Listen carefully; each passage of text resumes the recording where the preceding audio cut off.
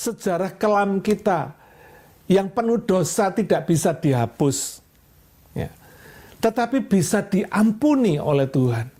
Dosa-dosa kita bisa diampuni oleh Tuhan. Kalau kita mau menyesal, kalau kita mau bertobat dan membenci dosa kita, meninggalkan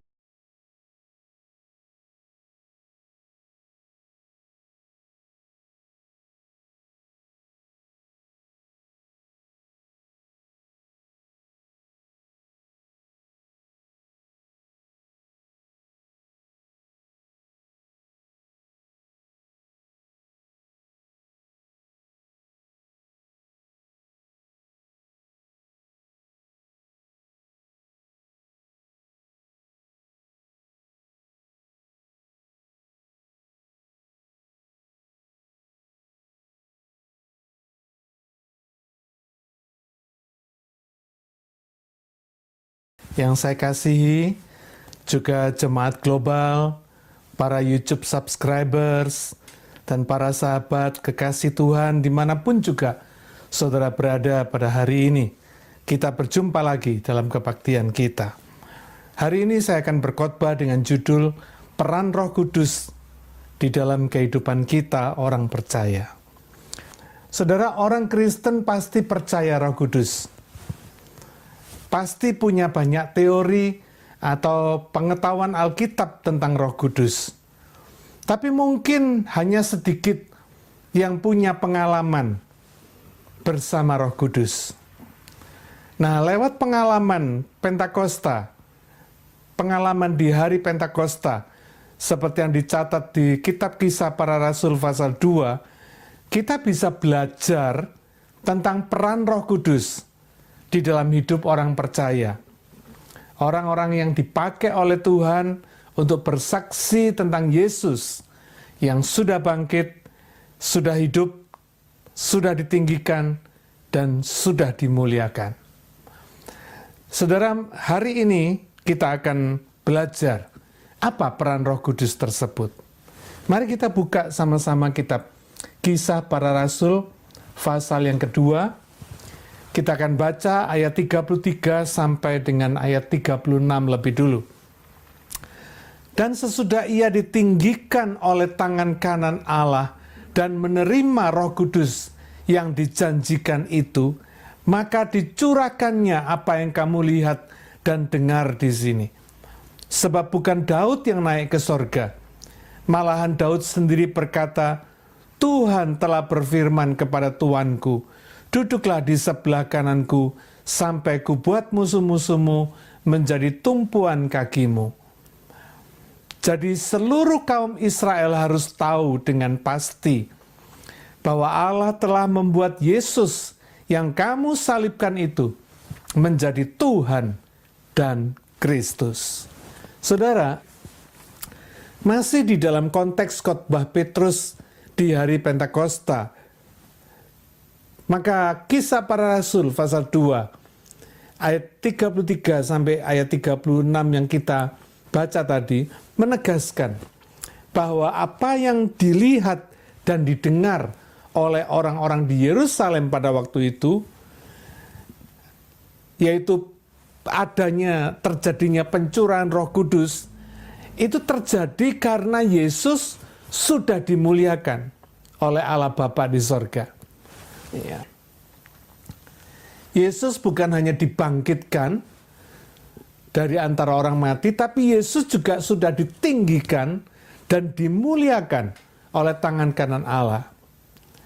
Matius 3 ayat yang ke-16. Sesudah dibaptis, Yesus segera keluar dari air. Dan pada waktu itu langit terbuka. Pada waktu itu juga langit terbuka. Dan ia melihat Roh Allah seperti burung merpati turun ke atasnya. Lalu terdengarlah suara dari sorga yang mengatakan, inilah anakku yang kukasihi, kepadanyalah aku berkenan. Saudara, Yesus dalam wujud kemanusiaannya sudah lebih dulu menerima Roh Kudus. Waktu dia dibaptis oleh Yohanes Pembaptis di Sungai Yordan. Sehingga dia layak untuk membaptis orang percaya dengan Roh Kudus. Yaitu Roh Kudus yang dijanjikan Bapa di sorga.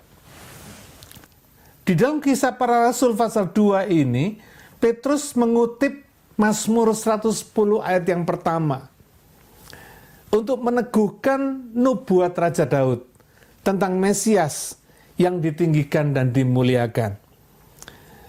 Kita bisa baca ayat yang ke-35. Ini sama dengan Mazmur pasal 110 ayat yang pertama. Demikianlah firman Tuhan kepada Tuanku, duduklah di sebelah kananku, sampai ku buat musuh-musuhmu menjadi tumpuan kakimu. Saudara, ini menunjukkan bahwa apa yang terjadi, yaitu pencurahan Roh Kudus di hari Pentakosta itu, sebetulnya sudah dinubuatkan oleh Tuhan ribuan tahun yang lalu melalui Raja Daud. Nah, apa yang sudah dinubuatkan itu harus membuat seluruh kaum Israel tahu dengan pasti, ya, bahwa Allah Bapa telah membuat Yesus yang disalibkan itu menjadi Tuhan dan Kristus. Menjadi Tuhan karena Yesus adalah Tuhan yang memang layak ditaati oleh setiap hambanya. Sebab ialah yang memiliki hidup kita, yang sudah menebus kita, sudah membeli hidup kita dengan darahnya yang mahal. Menjadi Kristus, karena ia yang sudah lebih dulu diurapi oleh Roh Kudus, sehingga dia layak mengurapi orang percaya dengan Roh Kudus juga. Ya. Sejak peristiwa Pentakosta itu, Roh Kudus dicurahkan kepada semua orang percaya, supaya mereka bisa bersaksi tentang Yesus yang bangkit itu. Termasuk kita orang percaya pada masa kini. Apa yang sudah dinubuatkan Allah, apa yang sudah dicatat oleh Alkitab, apa yang sudah ada dalam kitab suci, kita harus tahu pasti bahwa Yesus yang sudah ditinggikan dan dimuliakan itu adalah Tuhan dan Kristus yang harus kita sembah. Kita harus punya hati seorang hamba untuk mentaatinya sebagai Tuhan, sebagai Lord dalam hidup kita. Karena dia telah menebus kita, sudah membeli hidup kita. Dia berhak memiliki hidup kita, orang-orang percaya ini, yang sudah ditebusnya. Kalau Yesus saja dalam wujud kemanusiaannya perlu Roh Kudus, perlu diurapi oleh Roh Kudus. Setelah ia dibaptis oleh Rasul Yohanes Pembaptis, maka saudara dan saya pun, kita orang percaya juga butuh pengurapan Roh Kudus. Butuh diurapi Roh Kudus, supaya kita punya kuasa untuk melakukan firman-Nya, punya kuasa untuk hidup berkenan kepada Allah, dan punya kuasa untuk bersaksi kepada orang lain tentang Yesus. Punya kuasa menjadi saksi-saksi Kristus dimanapun juga Tuhan mau kita bersaksi kepada orang lain. 1 Korintus 12 ayat yang ketiga mengatakan, karena itu aku mau meyakinkan kamu bahwa tidak ada seorang pun yang berkata-kata oleh Roh Allah dapat berkata terkutuklah Yesus. Dan tidak ada seorang pun yang dapat mengaku Yesus adalah Tuhan selain oleh Roh Kudus. Saudara, di sini kelihatan sekali Roh Kudus berperan untuk meyakinkan orang supaya percaya kepada Yesus, satu-satunya Tuhan dan Kristus yang harus disembah. Selanjutnya kita baca Kisah Para Rasul pasal 2 ayat 37. Ketika mereka mendengar hal itu, hati mereka sangat terharu. Lalu mereka bertanya kepada Petrus dan rasul-rasul yang lain, apakah yang harus kami perbuat, saudara-saudara? Ayat 38, jawab Petrus kepada mereka, bertobatlah dan hendaklah kamu masing-masing memberi dirimu dibaptis dalam nama Yesus Kristus untuk pengampunan dosamu. Maka kamu akan menerima karunia Roh Kudus. Saudara, ketika Petrus bersaksi tentang Yesus yang sudah ditinggikan dan dimuliakan Allah, otomatis kuasa Roh Kudus itu bekerja. Bekerja melalui kesaksiannya, melalui khotbahnya, melalui apa yang diberitakannya. Menjamah mereka yang mendengar khotbah Petrus, sehingga hati mereka sangat terharu. Mata hati mereka dicelikkan tentang kebenaran yang diberitakan oleh Petrus dan rasul-rasul lainnya. Sehingga mereka bertanya, apa yang harus kami perbuat? Orang-orang yang dijamah oleh Roh Kudus ini berubah hatinya. Sehingga mereka mau percaya kepada Yesus. Sehingga mereka boleh melihat kebenaran akan apa yang dikatakan oleh Petrus, yang dikhotbahkan Petrus pada waktu itu. Jawaban Petrus di ayat yang ke-38 mengajarkan satu pola kepada kita dalam bersaksi tentang Yesus. Dan juga pola atau respon yang harus dilakukan oleh orang percaya kepada Yesus. Yang pertama, pertobatan atas dosa. Ini adalah tindakan yang mutlak harus dilakukan oleh seseorang yang mau percaya Yesus. Bukan cuma sekedar jadi orang baik, tapi jadi orang yang bertobat dari dosanya. Yang mengaku bahwa dirinya orang berdosa. Yang bertobat menyesali dosanya dan berhenti berbuat dosa. Karena percaya Yesus itu adalah menjalin hubungan pribadi dengan Yesus. Menjalin hubungan pribadi dengan Allah yang kudus. Kekudusan Tuhan tidak bisa kompromi dengan dosa. Baik itu dosa di dalam pikiran kita, dosa lewat perkataan kita, maupun dosa lewat perbuatan kita. Ibrani 12 ayat yang ke-14 berkata, berusahalah hidup damai dengan semua orang dan kejarlah kekudusan. Sebab tanpa kekudusan tidak seorang pun akan melihat Tuhan. Saudara, mengejar kekudusan dan bertobat dari dosa, berhenti berbuat dosa dan membenci dosa adalah langkah pertama yang harus kita ambil kalau kita mau percaya kepada Yesus, kalau kita mau mengenal Yesus, kalau kita mau menjalin hubungan pribadi dengan Tuhan Yesus. Yang kedua, memberi diri dibaptis di dalam nama Tuhan Yesus Kristus untuk pengampunan dosa. Saudara, tanpa pertobatan, tanpa penyesalan, tanpa membenci dosa, tidak mungkin ada pengampunan dosa.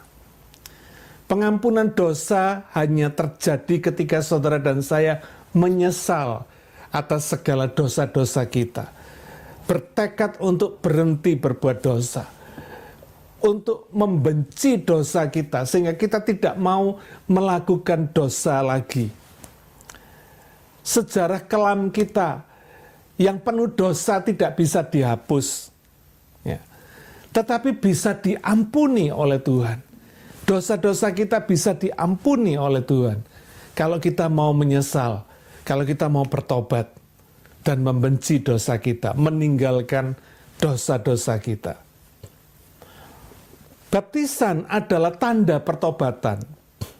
Ini dinyatakan Yohanes Pembaptis ketika ia membaptis orang-orang Yahudi pada waktu itu di Sungai Yordan.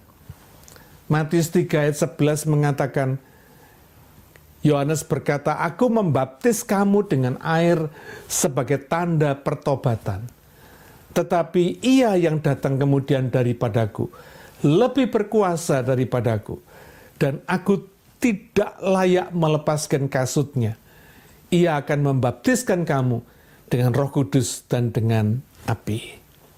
Saudara, pertobatan harus dinyatakan di muka umum. Bukan disembunyikan dengan diam-diam. Harus diakui tanpa malu-malu. Ini adalah cara supaya kita tidak mundur lagi ke belakang. Untuk tidak mengulangi lagi perbuatan dosa lagi. Ini cara untuk membakar jembatan di belakang kita, supaya tidak ada jalan mundur lagi. Nah, Rasul Paulus menjelaskan makna baptisan ini sebagai lambang bahwa manusia lama yang binasa karena dosa telah mati dan dikuburkan bersama kematian Yesus. Demikian juga baptisan merupakan lambang kebangkitan manusia baru bersama dengan kebangkitan Yesus. Roma 6 ayat 3 sampai yang kelima. Penjelasan ini jelas sekali menunjukkan kepada kita bahwa baptisan itu sesuatu yang sakral, sesuatu yang penting, dan sesuatu yang juga diperintahkan Tuhan di dalam amanat agungnya. Baptisan adalah lambang kehidupan baru di dalam Yesus. Jadi kalau saudara percaya kepada Yesus, saudara perlu dibaptis. Saudara harus dibaptis. Ya. Yang ketiga, menerima karunia Roh Kudus. Nah, banyak orang Kristen yang mempersempit arti menerima karunia Roh Kudus ini dengan karunia bahasa lidah atau karunia bahasa roh. Ada yang berkata menerima baptisan Roh Kudus itu harus bisa berbahasa lidah, harus bisa berbahasa roh. Ya. Padahal bahasa roh itu sendiri atau bahasa lidah itu adalah salah satu dari karunia Roh Kudus, salah satu dari karunia rohnya. Ya. Ini jelas pengertian seperti ini salah kaprah, saudara. Karena karunia Roh Kudus itu, menerima Roh Kudus atau menerima baptisan Roh Kudus itu tidak bisa dipersempit artinya dengan hanya berbahasa lidah atau berbahasa roh saja. Karena ketika kita menerima Roh Kudus, dibaptis dengan Roh Kudus, artinya kita menerima pribadi Allah yang ketiga, pribadi Roh Kudus sendiri. Jadi menerima karunia Roh Kudus itu bukan berarti berbahasa lidah. Berbahasa lidah itu menjadi akibat dari kita menerima Roh Kudus. Sebab menerima Roh Kudus itu komplit sifatnya. Kalau kita menerima pribadinya, menerima Roh Kudusnya, maka kita juga menerima kuasanya. Kita juga menerima buah rohnya. Kita juga menerima karunia-karunia rohnya. Komplit, saudara. Saudara tidak bisa memisahkan Roh Kudus dari kuasanya, dari buah rohnya, dan dari karunia-karunianya. Tidak bisa. Itu sebabnya Roh Kudus tinggal di dalam kita.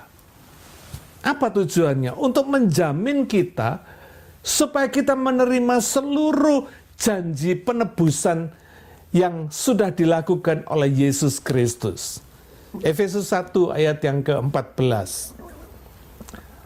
Selain Roh Kudus juga memberi kuasa kepada kita untuk menjadi saksi Kristus. Untuk bersaksi kemanapun juga Tuhan mengutus kita untuk bersaksi. Kisah Rasul 1 ayat yang ke-8.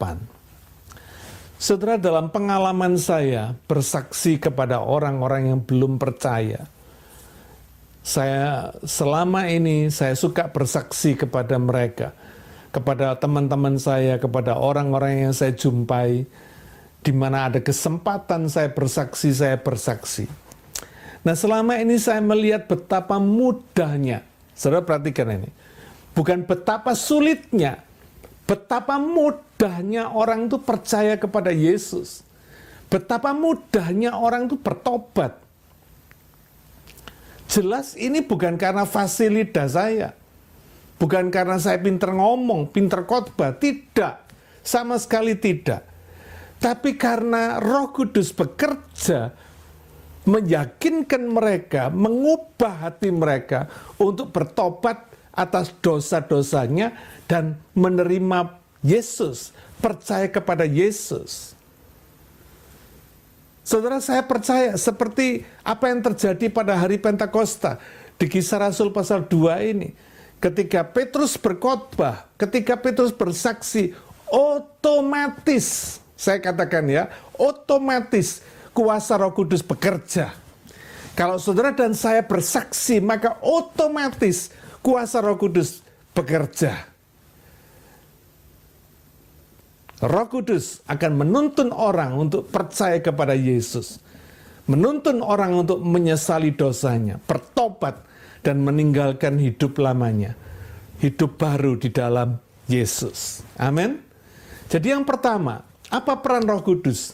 Yang pertama, menuntun orang untuk percaya kepada Yesus, untuk bertobat dan diselamatkan. Ini peran Roh Kudus yang pertama.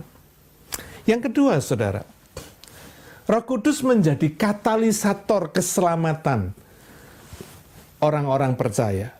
Mari kita lanjutkan baca ayat yang ke-39, Kisah Para Rasul pasal yang kedua. Sebab bagi kamulah janji itu, dan bagi anak-anakmu dan bagi orang yang masih jauh, yaitu sebanyak yang akan dipanggil oleh Tuhan Allah kita. Dan dengan banyak perkataan lain lagi, ia memberi suatu kesaksian yang sungguh-sungguh, dan ia mengecam dan menasehati mereka, katanya, berilah dirimu diselamatkan dari angkatan yang jahat ini. Orang-orang yang menerima perkataannya itu memberi diri dibaptis. Dan pada hari itu jumlah mereka bertambah kira-kira 3.000 jiwa. Saudara, dalam poin yang kedua ini, peran Roh Kudus sebagai katalisator keselamatan orang percaya. Saya memang menggunakan istilah kimia katalisator untuk menjelaskan peran Roh Kudus dalam terjadinya keselamatan atas diri seseorang. Secara umum, katalisator ini berarti sesuatu atau seseorang yang menyebabkan terjadinya perubahan dan menimbulkan kejadian baru, atau mempercepat terjadinya suatu peristiwa. Ini artinya katalisator.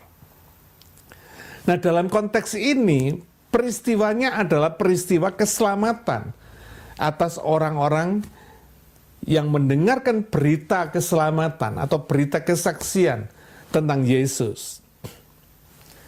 Nah, secara sederhana, berdasarkan 1 Korintus 12 ayat yang ketiga yang sudah kita baca tadi sebelumnya, nampak bahwa Roh Kudus ini menyebabkan terjadinya perubahan hidup seseorang yang semula mestinya binasa karena dosa menjadi hidup kekal dan diselamatkan di dalam Yesus. Karena itu jelas sekali bahwa Roh Kudus itu berperan sebagai katalisator, sebagai pribadi yang menyebabkan terjadinya perubahan dalam hidup seseorang. Terjadinya dengan cepat perubahan itu dalam hidup seseorang. Sehingga orang yang semula mestinya binasa karena dosa menjadi orang yang diselamatkan, orang yang memiliki hidup yang kekal. Karena itu Roh Kudus sebagai katalisator keselamatan ini berlaku bagi semua orang percaya sepanjang masa, segala zaman, dari segala generasi. Di ayat 39, Petrus menyatakan bahwa janji pencurahan Roh Kudus itu bukan hanya untuk orang-orang yang ada di Yerusalem dan menyaksikan peristiwa turunnya Roh Kudus pada hari Pentakosta itu, tapi juga bagi orang-orang percaya dan bagi anak cucu keturunannya yang akan lahir kemudian, yaitu orang-orang percaya dari generasi-generasi yang masih jauh, generasi yang akan datang, generasi di masa depan, yaitu orang-orang yang dipilih dan dipanggil untuk diselamatkan oleh Yesus. Ya. Itu sebabnya peristiwa turunnya Roh Kudus pada hari Pentakosta di Kisah Para Rasul pasal 2 ini dianggap sebagai hari berdirinya gereja akhir zaman. Gereja Tuhan akhir zaman adalah gereja Tuhan yang tidak kompromi dengan dosa. Gereja yang berani mengecam dosa. Gereja yang berani mengatakan, berani mengkritik kejahatan. Berani menyatakan itu salah, itu jahat. Ayat yang ke-40. Gereja yang berani menasehati dengan jujur, dengan terus terang. Mengatakan apa adanya. Bukan ada apanya. Tapi apa adanya. Tanpa membuat sorga di telinga seseorang. Saudara, inilah ciri sang kepala gereja, yaitu Yesus Kristus sendiri. Yesus itu seorang pribadi yang tidak pernah basa-basi. Pribadi yang jujur dan berkata terus terang. Berani mengatakan apa adanya. Seperti dalam Matius 5 ayat yang ke-37. Dia berkata, jika ya hendaklah kamu katakan ya, jika tidak hendaklah kamu katakan tidak. Apa yang lebih daripada itu berasal dari si jahat. Saudara, kadang ketika kita ini bersaksi, kita akan dimintai pendapat atau opini kita tentang perbuatan seseorang atau tentang situasi yang dia hadapi pada saat itu. Orang yang kita injili. Ya. Nah, kadang sebagai orang timur, saya bisa mengerti. Kita ini kadang-kadang bisa merasa sungkan kalau kita harus bicara terus terang. Apalagi kalau yang kita ajak bicara adalah orang yang lebih tua.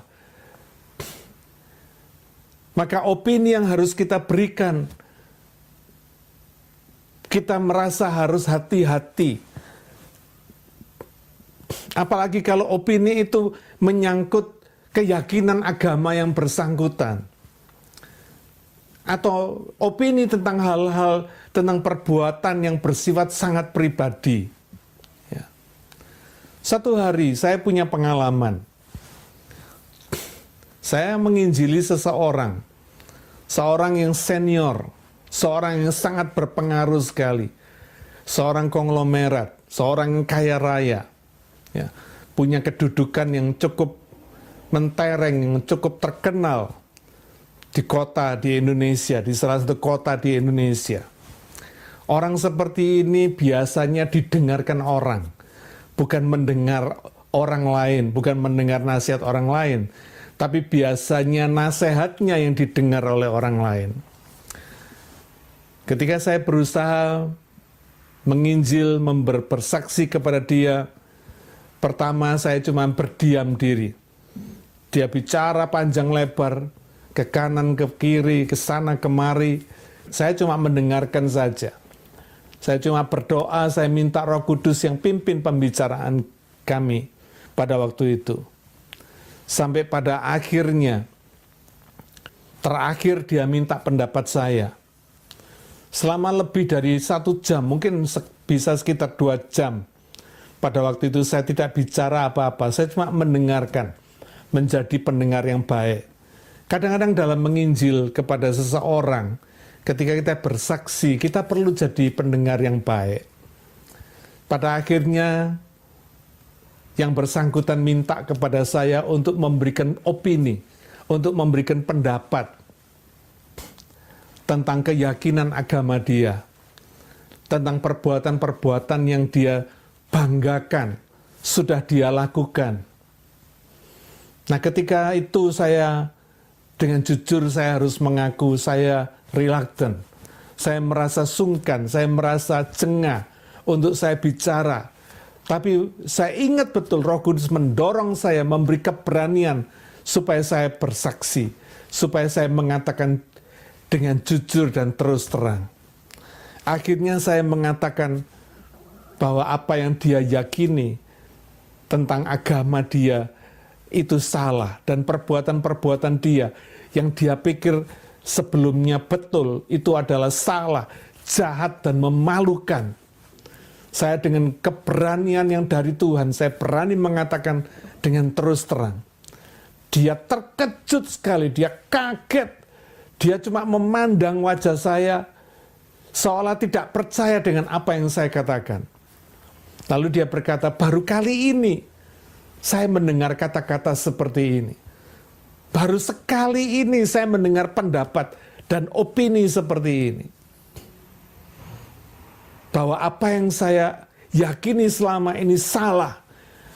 Dan perbuatan saya jahat dan memalukan. Singkat cerita, saudara.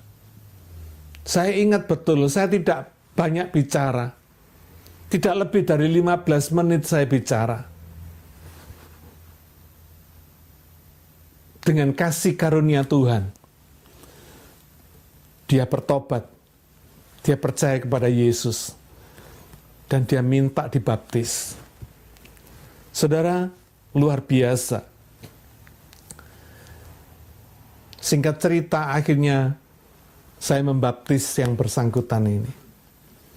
Saya membaptis dia. Dan tidak lama kemudian dia dipanggil oleh Tuhan pulang ke sorga. Tapi sebelum dia meninggalkan dunia ini, dia berpesan agar supaya tidak ada orang yang bersedih karena kematiannya. Karena dia sudah tahu dia ada di mana. Karena dia tahu dengan pasti dia sudah diselamatkan. Malah dia berpesan agar acara funeralnya dijadikan acara KKR. Supaya semua orang yang datang di dalam acara funeralnya itu boleh mendengar kesaksian Injil, boleh mendengar firman Tuhan. Saya melayani kebaktian acara funeral ini karena dia orang yang kaya raya dan cukup terpandang, saudara. Selama beberapa hari, kalau tidak salah 1 minggu, setiap malam ada acara penghiburan. Dan setiap malam jadi acara KKR. Saudara, lihat, kalau Roh Kudus bekerja, dia bisa meyakinkan orang, dia bisa merubah hati orang. Dari yang jahat, dari yang sombong, menjadi orang yang bertobat, orang yang mengenal kebenaran, orang yang diampuni dosanya, dan diselamatkan. Puji Tuhan. Mari saudara kita katakan kebenaran dengan jujur. Jangan pernah takut dan ragu-ragu ketika saudara bersaksi. Kalau iya katakan iya, kalau betul katakan betul, kalau salah katakan salah. Meskipun keterus-terangan itu kadang-kadang menyakitkan hati orang, tapi yang penting tidak menyakitkan hati Tuhan. Amin. Di ayat yang ke-41, Alkitab mencatat betapa Tuhan memberkati kejujuran dan keberanian serta keterus-terangan Petrus ketika dia berkhotbah dan bersaksi. Sehingga pada hari itu orang-orang yang menerima perkataan Petrus ini memberi diri dibaptis, sehingga jumlah mereka bertambah 3.000 jiwa. Terjadi multiplikasi dalam bilangan orang percaya. Mulai dari 12 murid Yesus, kemudian menjadi 120 orang yang berkumpul di ruang atas pada hari Pentakosta itu di Yerusalem. Dan kemudian hari itu Tuhan tambahkan jumlah orang percaya lebih dari 3.000 jiwa. Saudara, rahasia multiplikasi ini ada di dalam ketaatan dan keberanian murid-murid Yesus bersaksi. Orang-orang yang mengaku sebagai murid-murid Yesus ini ketika bersaksi, otomatis kuasa Roh Kudus bekerja, menjamah hati orang, merubah hatinya, dan menuntun mereka untuk percaya kepada Yesus. Mari saudara, saya percaya, sama seperti Petrus dan rasul-rasul yang lain itu, kalau saudara dan saya berani dan taat bersaksi, saya percaya Tuhan pasti memberkati gereja kita dengan multiplikasi orang percaya, orang yang diselamatkan, orang yang dibaptis, sama seperti gereja mula-mula pada waktu itu. Saya percaya kuasa Roh Kudus yang menuntun orang percaya kepada Yesus, dan Roh Kudus sendiri yang menjadi katalisator keselamatan, bagi setiap orang di sepanjang masa tidak pernah berubah.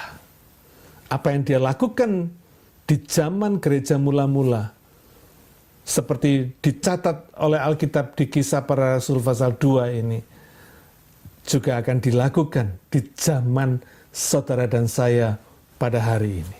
Amin. Mari kita berdoa.